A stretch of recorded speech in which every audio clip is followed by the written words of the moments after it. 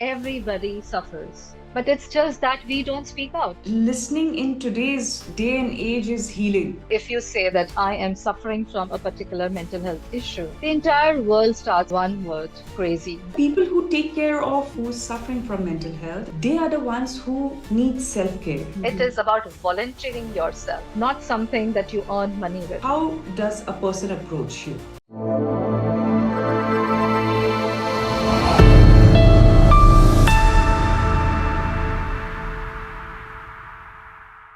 Hi everyone, I'm Mohsinaa Ahmad. I'm your host for Boss Talks with Mohsinaa Ahmad. Today we have with us Jaswin Kaur, a dedicated mental health first aider and a staunch advocate for breaking the stigma around mental health in our families and communities. In cultures where mental health remains a taboo and private issue, Jaswin has been a groundbreaker, empowering individuals to navigate the sensitive terrain of mental health conversations with empathy, understanding, and purpose. With an unwavering belief in the transformative power of awareness, Jaswin helps people bridge the gap between silence and support. Her journey is deeply personal yet universal, as she draws upon her own experiences to inspire others to not only recognize mental health as an area of concern, but embrace it as a mission for creating long-term impact. Through her advocacy, she provides actionable insights into fostering supportive,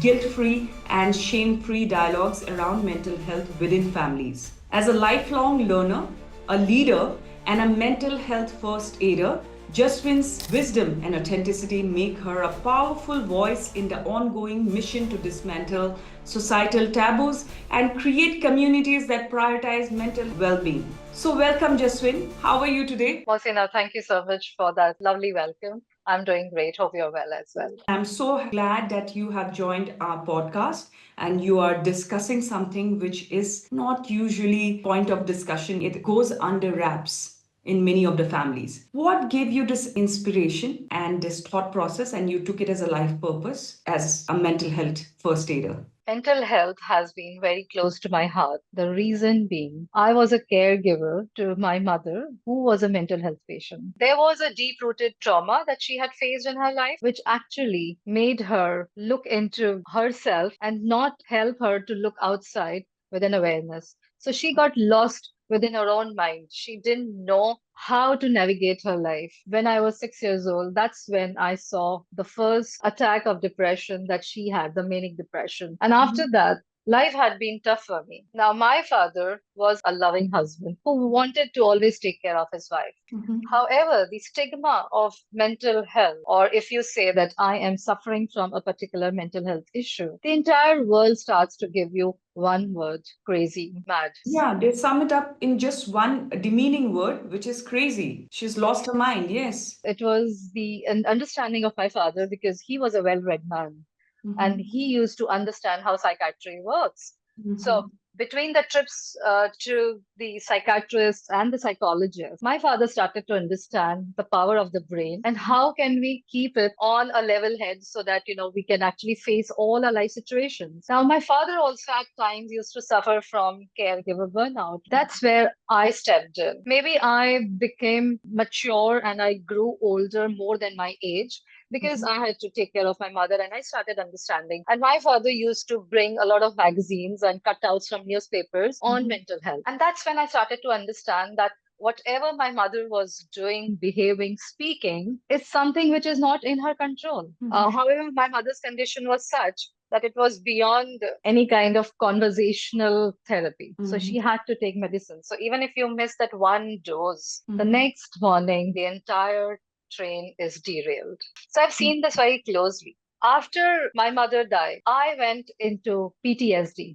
post traumatic stress disorder, not clinically diagnosed, but I knew that my symptoms were such. And that's when my supportive husband came into picture and he said, I think you need to see a doctor or maybe see a psychologist or maybe speak to a counselor or maybe speak to a friend. And that's when I started to take this cause that everybody suffers. But it's just that we don't speak out. Even I had that fear. That's how I started to pick up my coaching certifications. That how do you listen to people? Because when I was going through stuff, I didn't want solutions for my problems. I need somebody to sit and listen to me. You know, one smile one listening ear, these itself are so healing. It's just a stranger saying, hey, hi, how are you? And actually meaning it, how are you doing? Yes, Not as a robot speaking to you. That makes so much of a difference in people's life. You don't know how you have changed that person's the whole day, the thought process. So true. I. Is it really important for people to go ahead with mental health first aider certification, or anybody can do it? That's a great question, Mohsinaa. Mental health first aid certification is a certification which gives us the knowledge of the various mental health crises, conditions, and what can cause them. Becoming a mental health first aider is not becoming a psychiatrist. It is being able to give a support to the community. The more mental health first aiders, certified first aiders that we have in our community, the bigger the safety net becomes for people suffering from mental health crisis. Right. Every office, every corporation, every corporate house must have leaders in the top as mental health certified people, leaders of human resources as mental health certified people. Every house, every home must have a couple of family members mental health certified so that you do not have to go search on your social media can I go and speak to? Why not create a community of great listeners and great supporters? Mental health certification is not something that you earn money with. It is something that you support a cause. It is about volunteering yourself. It's the same thing in a particular office setting. Somebody gets injured, you put a first aid. Now, you're not getting paid to put a first aid. True. You're providing a care to some. Similar way, we need to have great community of mental health certified first aiders. Imagine the world becoming a happy place when you know who you can go and talk to, who can give you the great support. I like you said, corporates as well as families, and everyone should have at least one or two member who voluntarily goes ahead and takes a certification to understand, even if they have someone who's suffering or not. But anytime something like this happen, they are ready to go ahead and take care of this. Jaswin, listening in today's day and age is healing. It is a part of healing process. The moment you listen to someone who's going through so much, who hasn't been listened to ever, that itself, and when they cry out or when they speaking, they're overwhelmed by emotions, they feel so light after talking to someone who understands and who they can trust, and who they know that they'll not be judged by whatever they are pouring out. It can be black, it can be white, it can be gray.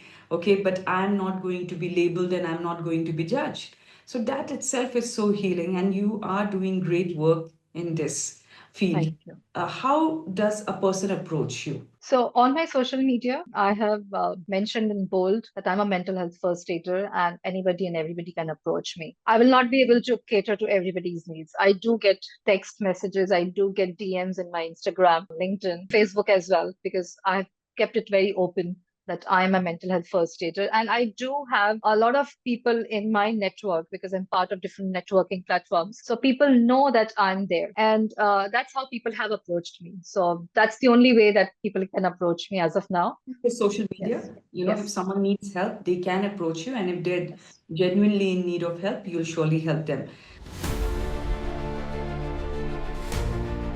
When you're saying that, you're talking to people and they're bringing on their issues in front of you and they're able to open up, does it drain you? A lot. I have my own ritual here. Whenever I sit with somebody and they are pouring themselves out and I'm actually taking their things in. My role, I know it's very clear that I'm not absorbing, I'm observing. It took me some time. It took me, I think, a lot of conscious practice. But if somebody is sitting and pouring their heart out to me and talking about their life struggles, I shouldn't be getting completely emotionally involved with it. I learned how to put that boundary. And another thing, when I'm back home, I go and take a cleansing shower and I do my meditation to clear myself off. Yes. And it does drain you. There have been situations wherein I sat with people and the kind of trauma that they've gone through, it played on my mind for certain days. Absolutely. And they're Yeah. very, very, tragic stories that and they have experienced in their life, and you get really, bogged down by how can this happen,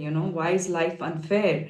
So Yes. that's why I asked you this question, that how do you clear? That's an amazing ritual that you said. Can you tell me one thing, like, somebody having a person in their family, okay, who is suffering from mental health issues and who's defensive about their situation, okay, and not accepting.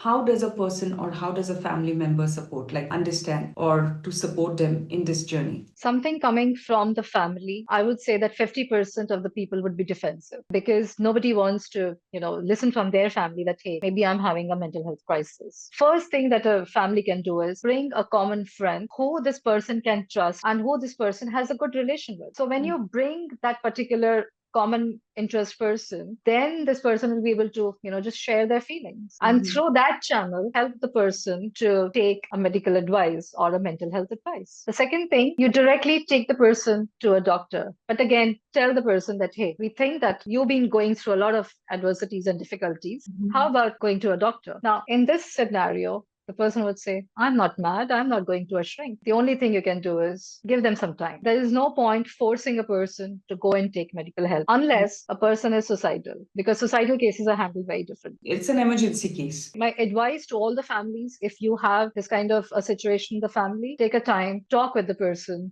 maybe go on a long drive. Sometimes even a change of environment helps you to open up. Before we end this, I want to ask you one last question on this. You know, people who take care of a person in a family who is suffering from mental health and emotional turmoil and issues like that, they are the ones who need self care, some form of self care, some form of, because they are always into taking care of someone selflessly, I would say.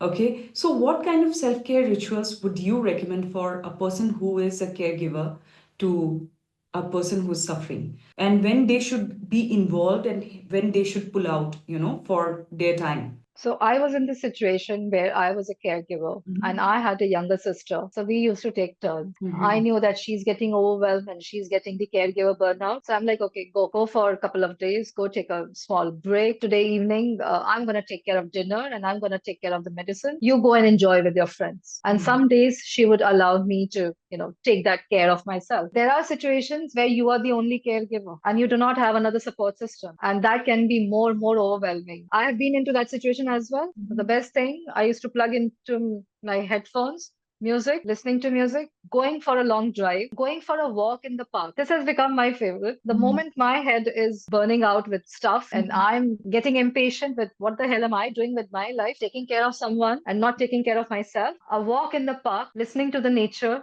the music of the nature, looking around and clearing your head. Great. Another thing, my gym. So the moment I have a lot of stress, I have to hit the gym. So yeah, picking up a hobby. So this is how, we can go ahead. Great. It was a lovely conversation, very enlightening, very, it's like breaking taboos of what society tells us that, listen, oh, someone is not well, someone is not well mentally, so put it under the wraps, but someone is unwell physically, just rush to the doctor.